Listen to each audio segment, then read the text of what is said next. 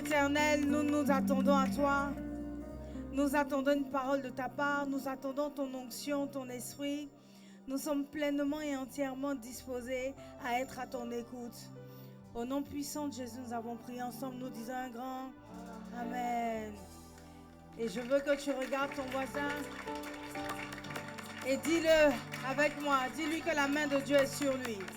La main de Dieu est sur toi. Il t'a mis sur ses épaules. Il t'a mis sur tes épaules. Et tu peux franchir tout obstacle. Tu peux. Je peux franchir tout obstacle. Dis-lui avec assurance et rien ne t'arrêtera. Et rien ne t'arrêtera. Regarde ton voisin, dis-lui la main de Dieu est sur toi. La main de Dieu est sur toi. Dis-lui, il t'a mis sur ses épaules. Il t'a mis sur ses épaules. Dis-lui, tu peux franchir tout obstacle. Tu peux franchir tout obstacle. Et rien ne t'arrêtera. Et rien ne t'arrêtera. Ensemble, nous pouvons dire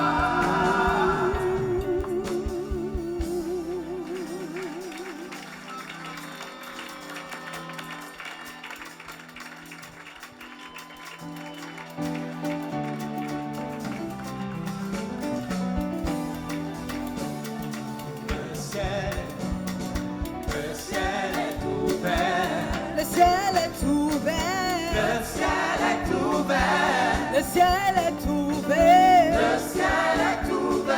Tant que je marche avec Jésus. Le ciel est ouvert. Tant que je m'attache à sa voix. Le ciel est ouvert. Quand je marche par l'Esprit Saint. Le ciel est ouvert. Le ciel est ouvert. Le ciel est ouvert.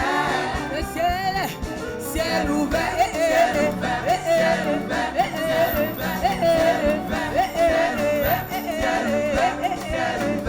Ciel ouvert. Et qu'est-ce qu'on dit chez nous à Gabon? Ephata, Ephata, Ephata, Ephata, Ephata, Ephata, Ephata, Ephata,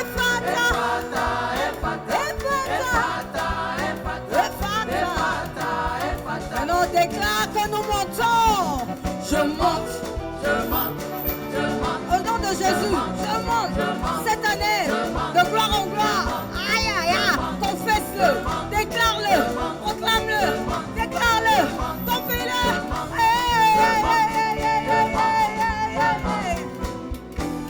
Ok. Ok, ok, ok, ok, ok, ok. À la grâce, la faveur, la bénédiction.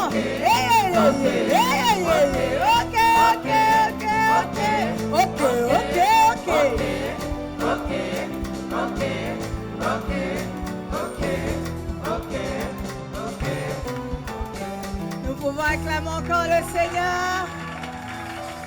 Et nous pouvons nous rasseoir dans sa présence. Round 5.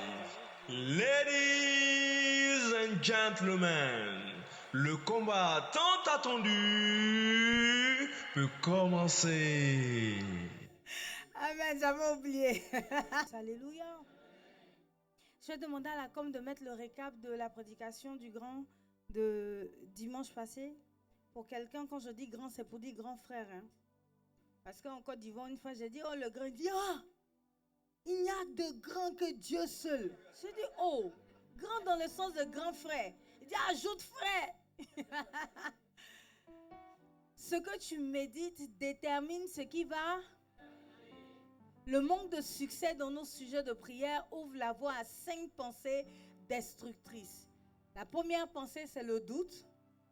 Et face au doute, la foi est notre bouclier. La deuxième mauvaise pensée, c'est la distraction. Nous devons remettre Dieu au centre de nos vies. La troisième mauvaise pensée, c'est la culpabilité. Le fait de... le mot m'échappe. Ressasser, merci.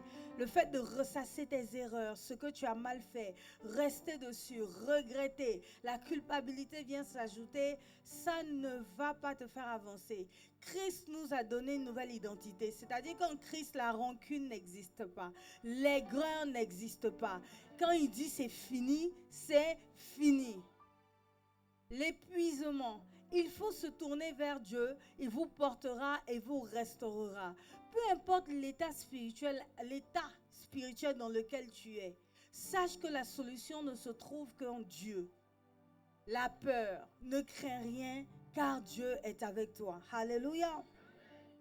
Et ce qui me marque dans ce qu'il a dit ce dimanche-là, particulièrement, en fait, c'est pour dire que ce que tu entends, puisqu'en lisant, tu l'entends, ce que tu entends déterminera ce que tu penses.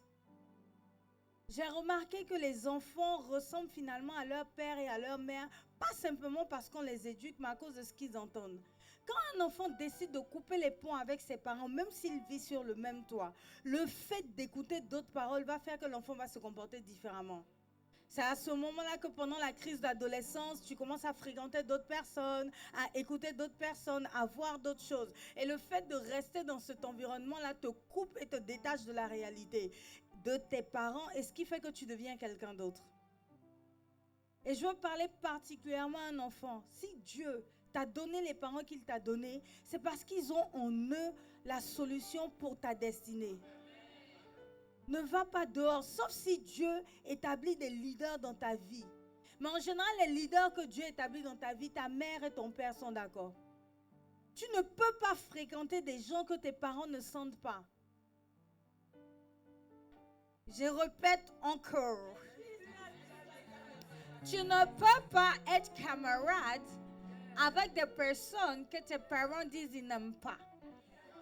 Si ton papa ou ta maman dit, moi, je n'ai pas aimé lui, toi, à pas marcher avec lui. Alléluia. J'insiste. Parce que la Bible dit que les mauvaises compagnies corrompent les bonnes mœurs. Tes parents ont vécu plus longtemps que toi. Ce que tu es en train d'expérimenter, ils sont déjà passés par là. Ils ne font que te faire prendre un raccourci. Quand tes parents te disent non, négatif, c'est non. Quand tes parents te disent non, c'est non. Quand vos parents vous disent non, c'est non. Je n'entends pas. Quand vos parents vous disent non, c'est non. Ah, il y a des enfants qui disent non doucement. Hein. On se voit à la fin du culte. Oui. Non, arrêtez. Parce que j'étais avec mes neveux, ils m'ont fatigué un peu. Les ados. C'est-à-dire, ils pensent qu'ils connaissent. C'est terrible, hein? Un enfant de 16 ans qui veut me dire comment je dois me comporter. Ou qu'est-ce qu'il faut faire? Je dis, mais sur quelle base tu connais quoi la vie?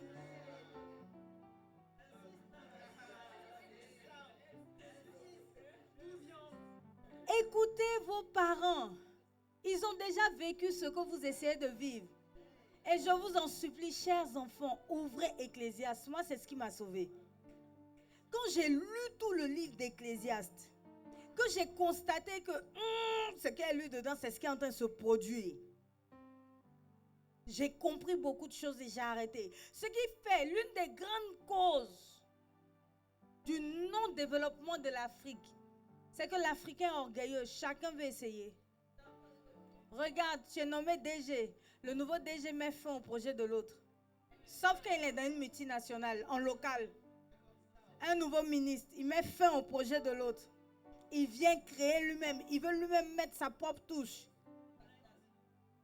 C'est ce qui fait que nous n'évoluons pas. Parce que nous ne... On dit quoi? On ne fait pas... Merci. On ne fait pas dans la continuité. On fait des éternels recommencements. C'est pourquoi on est éternellement en train d'essayer de se développer. Parce que dans le développement, il y a durabilité, il y a longévité. Il y a le temps et l'expérience qui te permettront d'acquérir l'expertise. Même si le projet, tu n'y crois pas. On a déjà déboursé des fonds pour ça. Le fait de casser, de recommencer, ça te fait perdre de l'argent et du temps. C'est cette mentalité de vouloir faire soi-même, vouloir vivre soi-même, vouloir créer soi-même, qui fait que nous sommes en retard. Toi, tu es un enfant, on te dit va à l'école. Tu dis non, on n'a pas besoin d'aller à l'école pour réussir. Si tu as réussi dans ta vie pour nous dire ça. Non, je ne comprends pas. Tu n'es rien comme nous, tu n'as rien, tu as pire, tu vis sous notre toit. C'est grâce à nous que tu manges. Tu ouvres ta bouche pour dire quoi?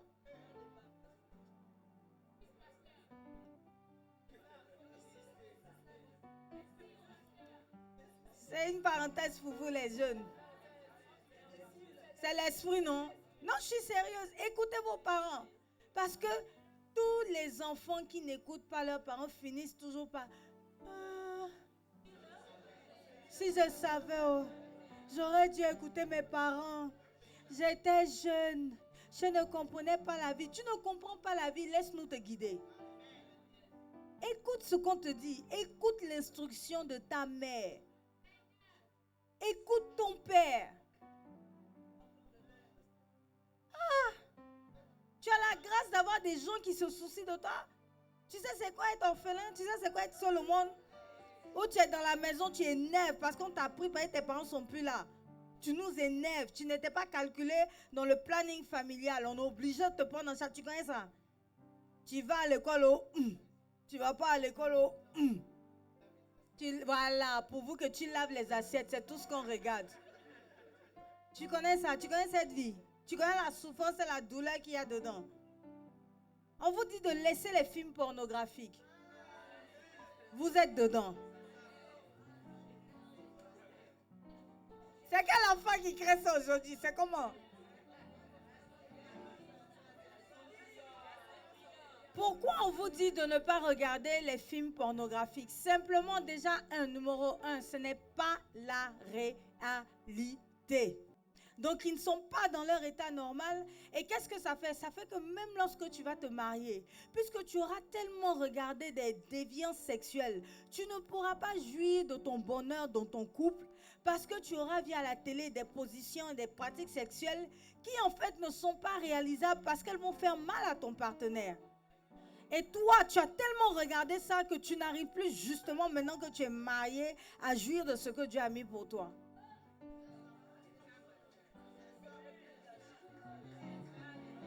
Quel gâchis! Certains sont tombés simplement dans l'homosexualité en regardant des gens homosexuels avoir des rapports. Vous êtes chopé un esprit, ce n'est pas votre nature. Vous connaissez la partie du film où tu es dans l'homosexualité et puis maintenant, arrivé au moment où tu as envie de faire des enfants, tu te rends compte que bon, finalement, te voilà maintenant dans ton groupe en train de vivre une dualité, c'est-à-dire ton mari ou ta femme a peur et des hommes et des femmes. Et toi-même, tu n'es pas heureux. Dans notre église, nous ne condamnons personne. Je répète, dans notre église, nous ne condamnons personne. Même si tu es Chisa, on ne te condamne. Ah, il y a eu un silence chez les sœurs. J'ai entendu beaucoup les hommes dire pas, mais les sœurs n'ont pas dit pas. Non, répétez après moi. Moi, je ne condamne personne. Même pas la Chisa. Même pas les homosexuels. Je Je ne condamne personne. Non, gardez ça à l'esprit. On est une église. Si on doit condamner, on va me lapider. C'est mauvais, c'est gâté. L'église est fermée. On ne condamne personne. Viens à Christ tel que tu es. Mais sache que, par exemple, l'homosexualité, c'est une dérive sexuelle qui va te détruire. Parce qu'arrivé un moment, tu vas vouloir fonder un foyer, vouloir te balader avec ton époux, ta femme, vouloir avoir des enfants. Mais quand vous êtes deux hommes, vous ne pouvez pas avoir d'enfants. Même si vous adoptez, votre enfant va souffrir. Tout le monde va dire, comment tu as deux papas? Comment tu as deux mamans? Et puis on est en Afrique, ici, c'est pas faisable.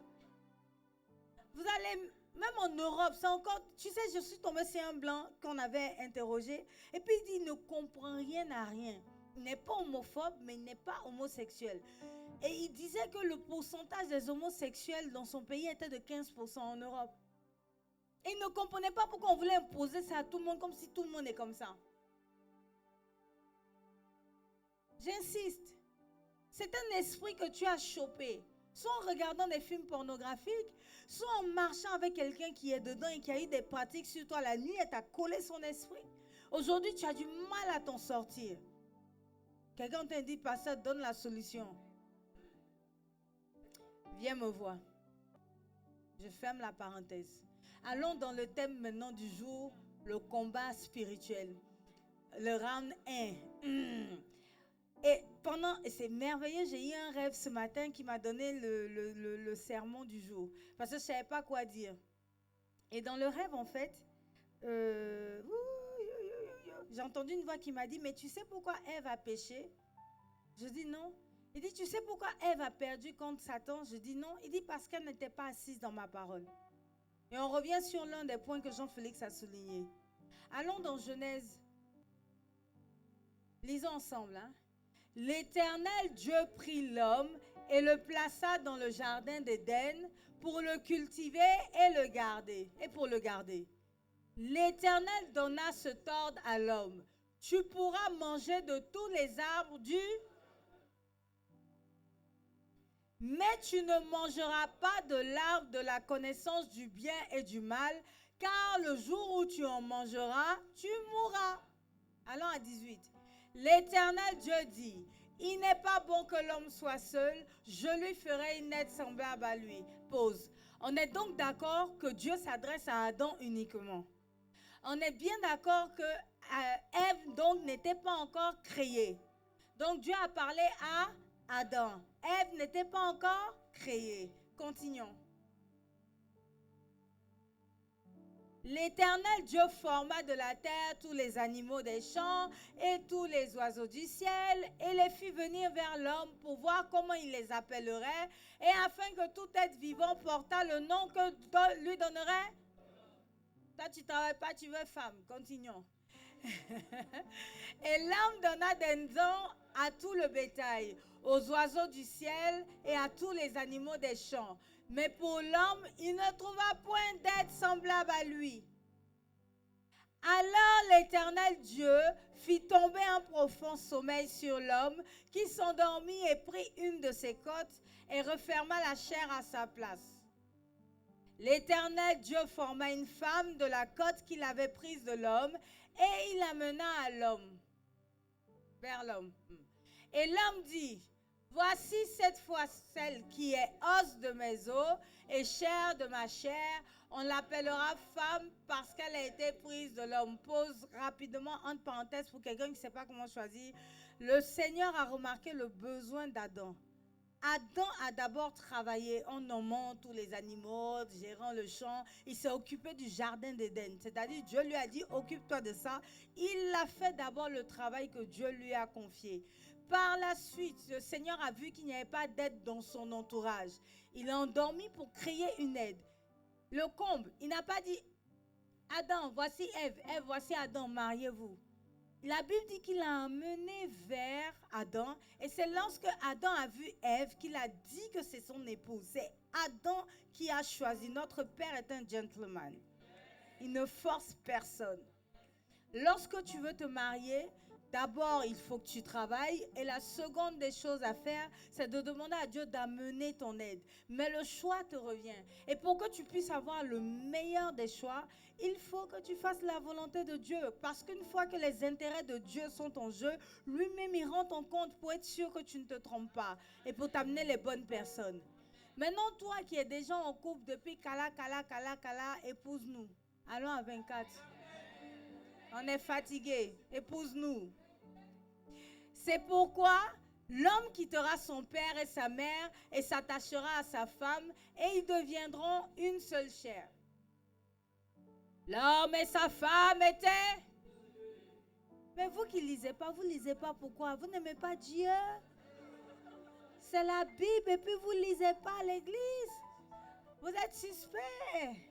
On reprend sur le groupe de loin, on ne vous entend pas. Hein? C'est chanter seulement, c'est fait. Non, il y a l'écran ici pour vous, vous ne voyez pas. Alors, ils disent qu'ils ne voient pas de loin. Ok, on y va. Et il n'en avait point honte. On continue, je pense qu'on a 3 maintenant, Genèse 3, ou bien c'est 26. Faut dire gang, gang, gang. Ça fait se complique. Non, là maintenant, je joue une musique de suspense.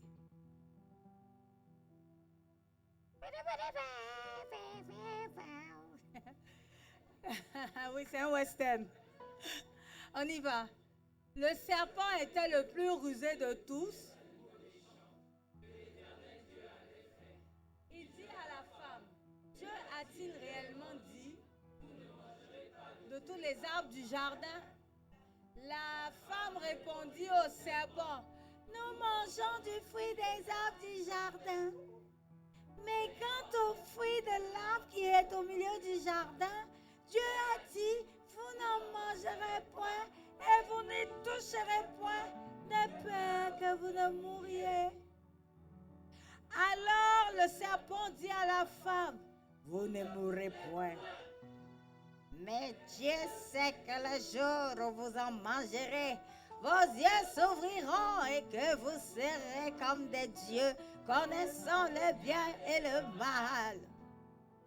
La femme vit que l'arbre était bon à manger et agréable à la vue et qu'il était précieux pour ouvrir l'intelligence. Il regarde la femme là aussi. Elle a regardé puis elle a vu qu'il était précieux pour ouvrir l'intelligence.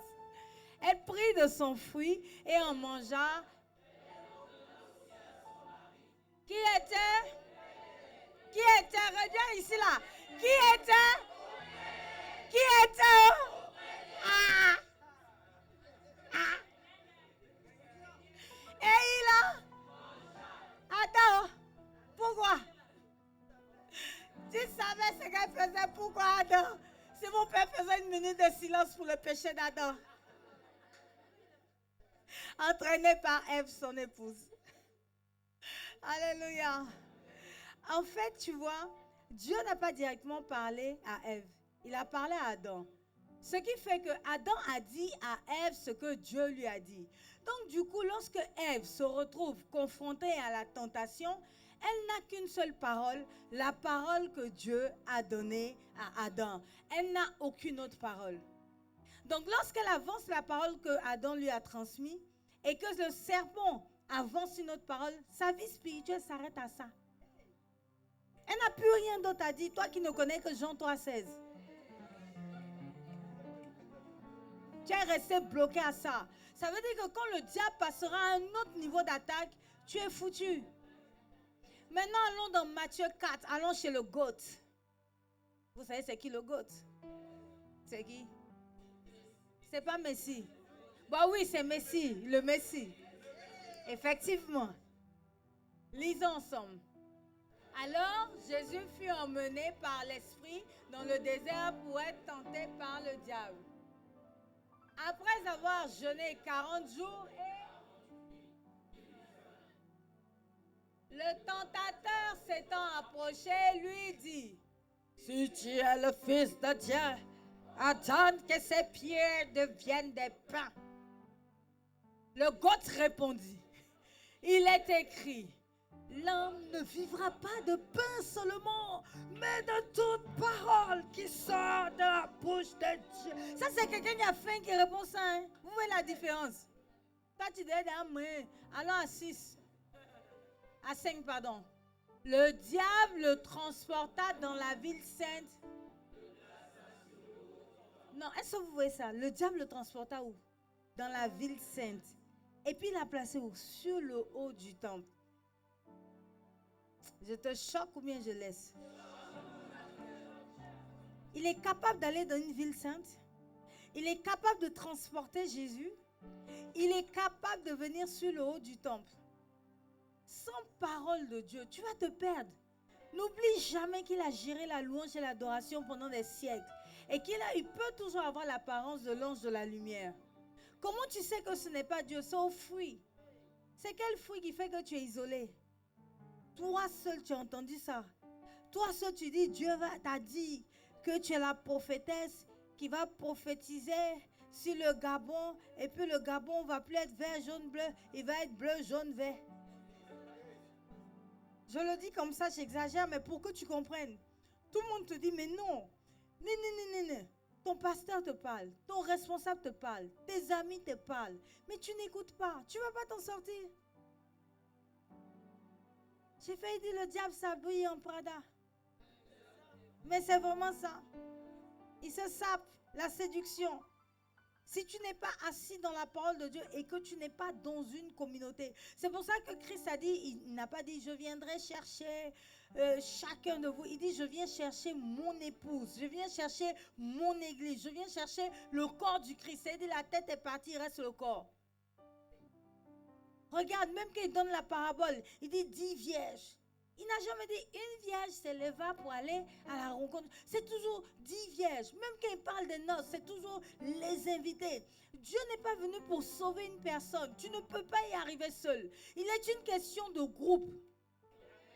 Écoute bien l'enseignement. Les noces de Canaan. Va dehors. Prends tout ce que tu verras. Il n'a pas dit, prends-moi une personne, une seule place.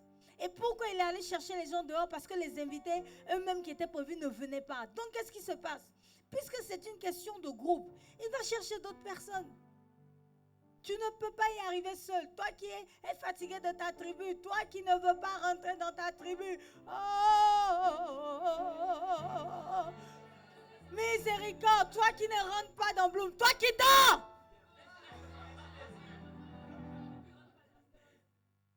Non, tu ne pourras pas y arriver. Toi, tu es dans ton délit. Toi, tu as tes rêves.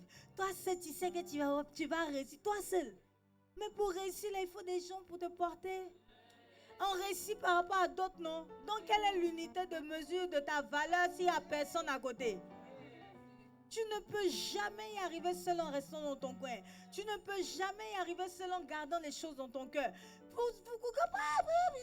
Pour conseiller les gens en hypertension à ces cadeaux.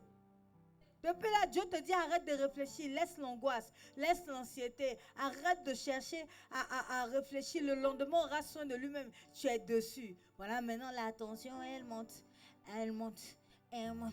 Dans le nom de Jésus, elle monte. Te voilà maintenant à 24. Non, 24, on meurt quand même. Hein. On va dire 20.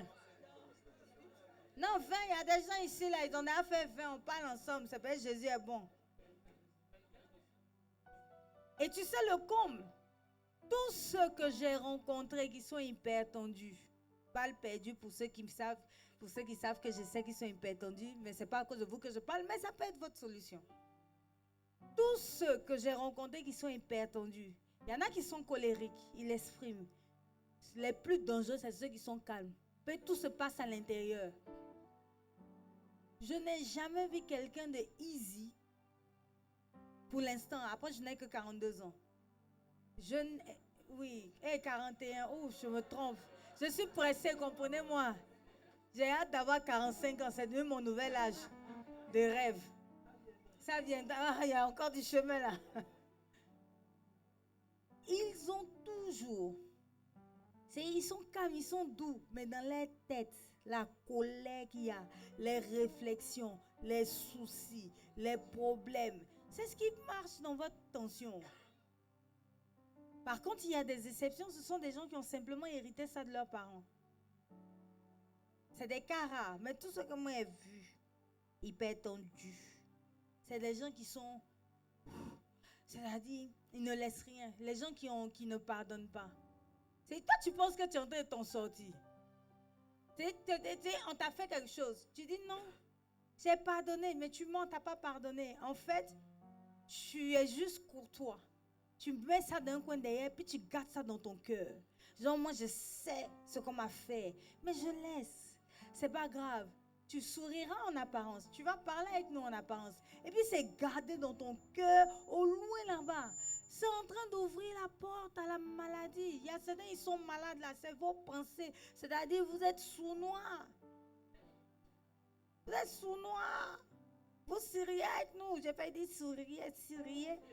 Vous souriez. Vous souriez, mais dans le fond, vous en voulez aux gens. C'est vous classer les gens. Ce que vous oubliez, c'est que quand vous classez les gens là, laissez-moi vous dire que Dieu vous classe aussi. C'est ça qui est cool. En fait, tu n'as pas pardonné. Tu prétends avoir choisi une autre voie pour ne plus avoir de problème, mais c'est faux. Parce que dès que quelqu'un vient critiquer cette personne, tu es le premier à confirmer. Tu ne prends pas sa défense. Quand tu pardonnes, quand quelqu'un t'a fait du mal, puis quelqu'un d'autre vient dire, par exemple, Y m'a fait du mal. Toi aussi, elle t'a fait du mal, non? Tu dis, ouais, mais c'est comme ça qu'elle est. T'inquiète pas. Moi-même, au début, j'ai eu du mal. Mais voilà. Ça, c'est quelqu'un qui a pardonné. C'est pas dire que tu es meilleur ami, mais tu as pardonné. Quand tu n'as pas pardonné, même si tu ne critiques pas, dans ton cœur, c'est, moi, mais c'est où? Son visage va sortir. Tout le monde va savoir. Tu n'as pas pardonné. Et ce que tu comprends pas, c'est que tu es en train de bousiller ta santé. Tu vas partir plus tôt que prévu. Et maintenant, la mauvaise nouvelle que j'ai à t'annoncer, c'est que ce n'est pas sûr que tu rentres au ciel à cause de ça. Je vous ai raconté mon rêve qui m'énerve. Je raconte encore. Ils vont me couper, ils ont dit qu'ils vont couper mon micro si elle déborde. On ne coupe pas. Voilà, l'enfant même est choqué. Mon bébé, ne t'inquiète pas, maman va aller au ciel. Et donc, des gens m'avaient fait du mal, ils m'ont fait du mal, ils sont méchants, ils m'ont fait le mal comme ça. Ça seulement, j'avais raison. C'est vrai que parfois, il n'y a pas raison, mais là, à l'unanimité, j'ai eu raison. Et quand ils ont été méchants comme ça, là, non. Moi, j'ai dit, je ne leur parle plus parce qu'ils sont trop méchants. Mais quand ils les voient, ils les saluent, mais je ne leur parle plus parce qu'ils sont méchants. La méchanceté, méchant. Maintenant, un jour, je suis en train de dormir. Dans mon sommeil, j'entends pépin. Je ne sais pas pourquoi c'est comme ça, la trompette sonne. Je vois genre la trompette, l'enlèvement. Et puis je dis, wow, on va t'enlever, c'est l'heure. Et je commence à monter. Et puis au moment où je monte, c'est comme si je suis bloquée. Je dis, mais qu'est-ce qui se passe? Je vois une corde à mon pied, je regarde en bas, et je vois les gens que j'ai dit, ils sont méchants là. C'est comme s'ils sont attachés à la corde du bas. Donc à cause d'eux, je ne peux pas monter. Elle a dit qu'il faut dire, on va pleurer ensemble. Je regarde l'ange qui est à côté de moi. Je dis, mais, parce que je suis vraiment en train de monter là, donc, Amine. Et puis je lui montre en bas. Il dit, non, il faut leur pardonner. Tant que tu ne les libères pas, tu ne monteras pas. Je dis, mais est-ce que j'aurai le temps que je pardonne, est-ce que j'aurai le temps de venir puis me s'y réveiller?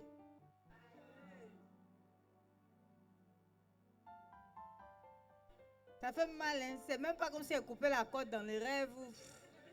Il n'y a pas la suite se passe dans le réel. Un mois plus tard, j'ai rencontré le couple. C'est un couple qui m'a blessé. Ils m'ont blessé. Tu vois, je te parle même, il y a les restes encore. Non, j'ai pas de... Ah, Seigneur, s'il reste encore, pardon, frère, je vais pardonner. On ne va pas rester ici à cause des gens méchants. Et donc, quand je les revois, j'ai ri à leurs blagues. C'est-à-dire, alors que c'était des gens, quand je les vois, genre mon visage. Moi qui suis froide, je suis froide. C'est parce que je suis chaude là. C'est comme ça que je suis froide, c'est vilain. Je suis glacée. Comme Yahoo glacé. Donc on dit, Anna, ça va? Bonjour. Et puis, elle fait comme si je ne suis plus là. Et puis, j'ai un super pouvoir. Tu me parles. Mais toi, tu es convaincu que je n'entends pas. Tu connais le super pouvoir? C'est je sais là. Ah. Non, ça me prend parfois, en fait, quand tu me parles, je ne sais pas, je te regarde, j'entends, mais je n'entends pas. Mais Dieu m'a montré que tout ça là, c'est moi qui ai mouru avec un enfant. S'ils ne sont pas sauvés, bien sûr, je pense qu'ils se sont repentis en temps. Ils m'ont demandé pardon après. Quand tu gardes la rancœur, l'aigreur, ne te voile pas la face. Fais comment il faut déjà prier pour que ça parte. Mais c'est toi qui en veux aux gens qui les classent. Tel m'a pas aidé. Ok, tu notes quelque part. Quand j'ai réussi, on va voir tout ça. Tu mets ça dans un coin. C'est que Dieu lui parle, mais dans ton cœur, tu sais qu'il y a de l'offense vis-à-vis de cette personne. Elle t'a offensé. Donc tu gardes, tu ne pardonnes pas. Ton attitude change. Et tu te comportes comme si c'est toi seul qui dis, que c'est toi qui es bien.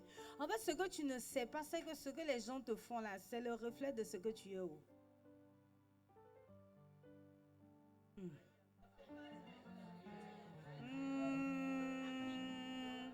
Pourquoi je pardonne? Un jour, Dieu a permis que j'entende des critiques à mon endroit. Quand les gens ont fini de me critiquer comme ça, et puis on m'a dit, le Saint-Esprit me dit, tu vois, toi tu te vois en gentil, en quelqu'un de bien, le super-héros de l'histoire imaginaire que toi seul tu inventes chaque jour. Alléluia. Regarde comment les autres te perçoivent. Je dis non, mais en fait, ils m'ont mal interprété. C'est que, il dit, mais qu'est-ce qui prouve que toi aussi tu ne les interprètes pas mal, les gens que tu as classés? De la même façon dont tu dis les gens sont méchants, toi aussi il y a quelqu'un qui te trouve méchant. Parce que chacun de nous, en fait, a une attitude qui passe ou ne passe pas. Ça dépend de la perception, de la sensibilité de chacun. J'ai fini par comprendre que personne ne peut être bon à l'unanimité. C'est comme un patron. Quelqu'un arrive, on dit, oh, c'est le meilleur patron. L'autre dit, c'est le pire. Un autre vient, lui, on dit, c'est le pire. L'autre dit, c'est le meilleur. Ça dépend, en fait, finalement, de vos sensibilités, votre culture, votre perception de la vie. Donc, dans chaque tête de quelqu'un, quelqu'un peut être bon, la même personne peut être mauvaise. Qui sommes-nous donc pour juger les autres et pour les classer à vie? C'est vraiment les réflexions dans lesquelles je suis actuellement. Donc, je suis vraiment en train de prier pour que Dieu me change, pour que Dieu ouvre mes yeux, pour que je puisse. Il y a quoi? Elle dit, il reste 5 minutes, il y a quoi? Je viens d'arriver. Elle fait la note, c'est fini. Elle parlait. Alléluia. Et à Doxa, j'ai débordé de 50 minutes. J'ai prêché 1h50. Je dis donc peut-être c'est mon église le problème. Ici, j'ai du mal à prêcher longtemps. Vos visages. Non, on a un timing. Et puis on a le temps de tout dire. Alors que là-bas, c'est une seule fois. Et donc, comment tu fais pour en vouloir aux gens? Comment tu fais pour mépriser les gens? Tu penses que tu es bien. Il y a toujours quelqu'un qui est meilleur que toi. Laisse couler, pardonne. Vis heureux avec ce que tu as. Arrête de te dire que non, j'aurais dû avoir ça. Non, moi je mérite ça. Non, le peu que tu as là, vis avec. Sois heureux avec. Ne regarde pas ce qui ne marche pas. Tu es en train de gaspiller ta santé. Toujours en train de pleurer, toujours en train de te plaindre, toujours en train de critiquer, toujours en train de comparer. Tu es en train de te gaspiller. Bon, je conclue maintenant. Oui.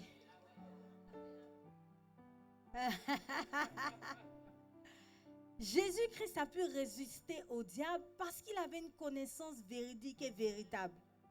Donc à chaque tentation, il avait la parole qui venait répondre en fait. Continuons à 6, c'est vrai, lisons la parole. Et lui dit, si tu es le Fils de Dieu ensemble, jette-toi en bas. Il donnera des ordres. Et ils te porteront. C'est vrai verset, hein, c'est dans la Bible. De peur que ton pied ne heurte contre une pierre. C'est dans le psaume, hein, si mes souvenirs sont bons. Jésus lui dit, il dit quoi? Il est aussi écrit. Le diable le transportant encore, regardez où il l'emmène, sur une montagne très élevée. Lui montra tous les royaumes du monde et leur gloire. Le diable a un pouvoir, hein? Allons.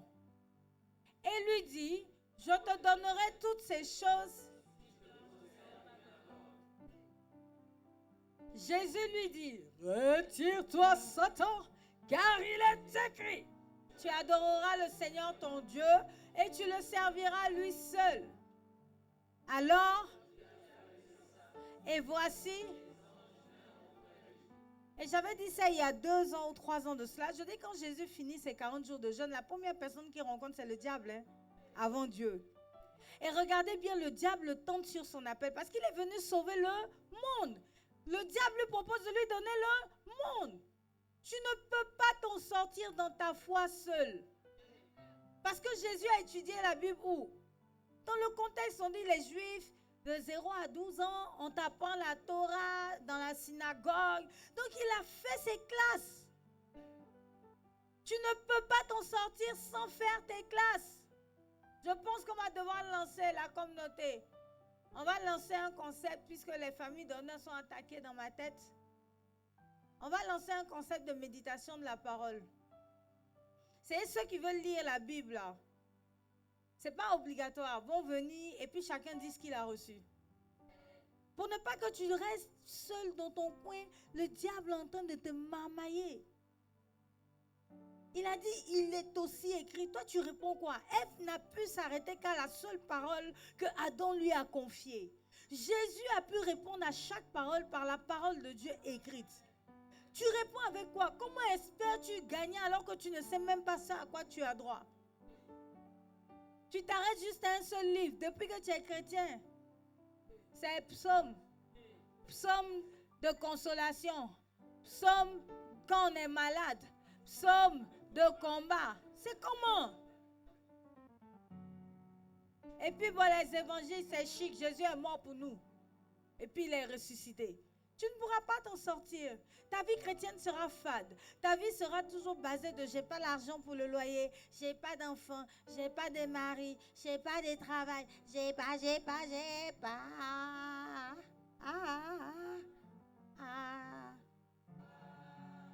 Merci. Tu ne peux pas t'en sortir sans méditer la parole de Dieu, sans apprendre à la connaître, sans éprouver chacune de tes pensées au regard de la parole de Dieu. Quand tu as une pensée, est-ce que tu l'as... C'est-à-dire, genre, aujourd'hui je vais me lever, je ne vais pas à l'église. Mais j'ai sommeil, je suis fatiguée. Dieu lui-même sait, moi je vais tous les dimanches. Si il rate un dimanche, ça fait quoi? Ou bien pire, tu vas en mission. Dimanche, tu ne te mets pas à part pour faire ton culte. Ben, tu es en mission. Pourtant, il y a les cultes en ligne pour toi. Il y a une église à côté pour toi. Mais tu es en mission, donc tu es en mission.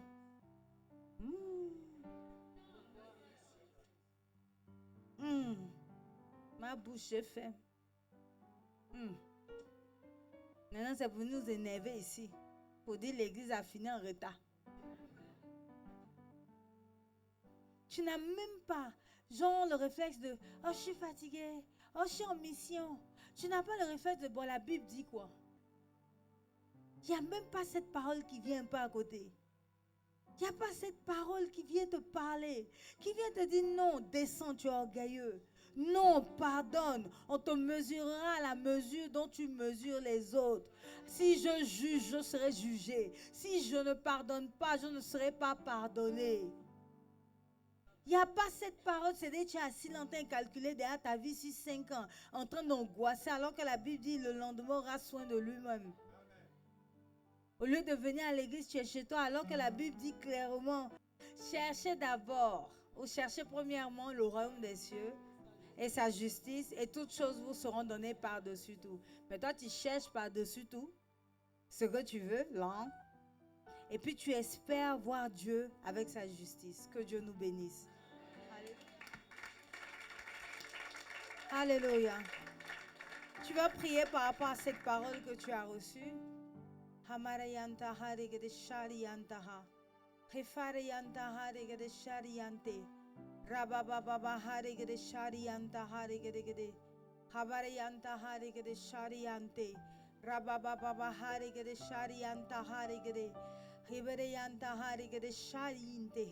Esprit de Dieu, merci parce que c'est toi qui convaincs de justice, de jugement et de péché.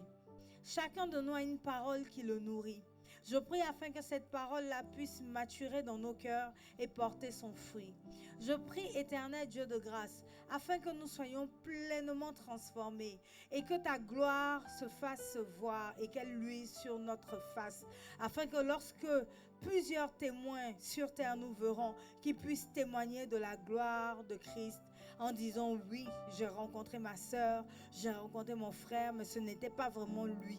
J'ai vu le Christ, il est vraiment vivant. Au nom puissant de Jésus, nous avons prié. Amen.